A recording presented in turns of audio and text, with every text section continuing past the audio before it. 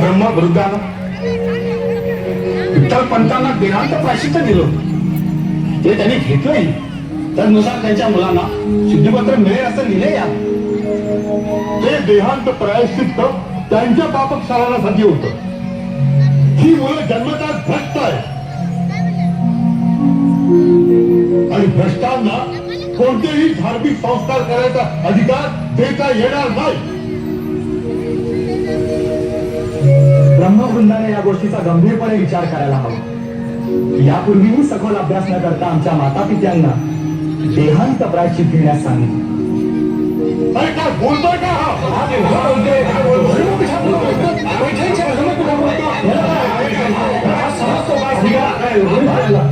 या ब्रह्मवृत्तावर संशय असेल तर आपण काशी क्षेत्री जावं आणि त्या पीठाकडून शुद्धीपत्र घेऊन यावं. ते आम्ही मान्य करू.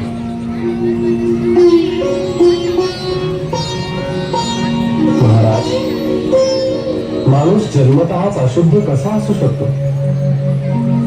मानवी जन्म हा ईश्वरी संकेत आहे. इथे शुद्धीपत्राच्या यात्रा करून आला आहात तर विवाद घालण्यासाठी? पंडितांनी रागावू नये.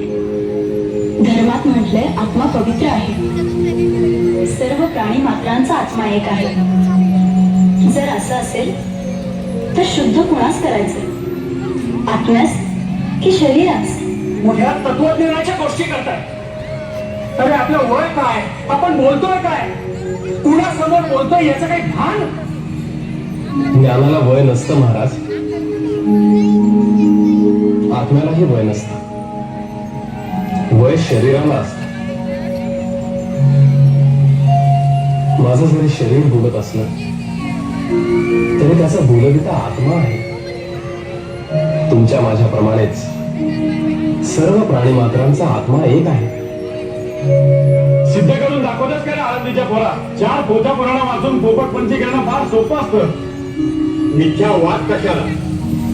तो लेणा आणि तू दोघे समान आहात ना? तो रेडा तुझ्यासारखा बोलू शकेल?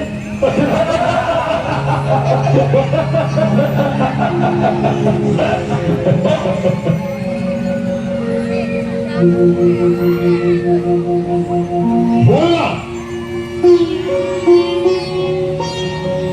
जर त्याच्या आणि माझ्या आत्म्याचा संवाद घडला तर काय अशक्य? मी जे बोलेन तो तोही बोलेल. काय अशक्य? अरे कालचं पोट आम्हाला तत्वज्ञान शिकवतोय. एवढा गोल गप्पा मारतोस ना तर करून दाखव. ए वेळेला थांब जरा. चला रे. ए रेड्यावाल्या, थांब. काय रे, नाव काय करायचं? याला याला हा ज्ञान रे.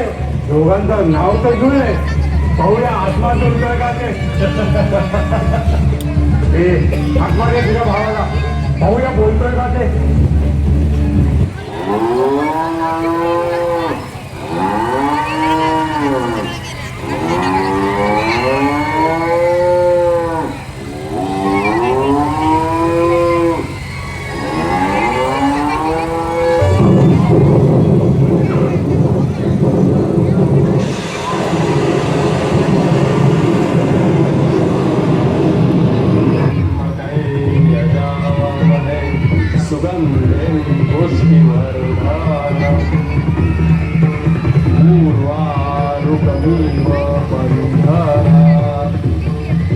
मृत्योर्मोक्षे यमामृतात्.